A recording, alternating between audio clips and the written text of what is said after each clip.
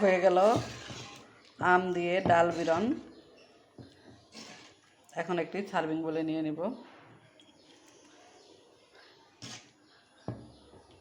দিয়েছি 150 গ্রাম মসুরির ডাল আর দিয়েছি 150 গ্রাম খেসারির ডাল।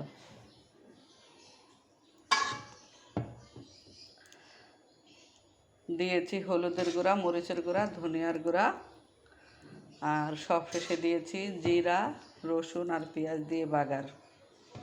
দিয়েছি আম কেটে।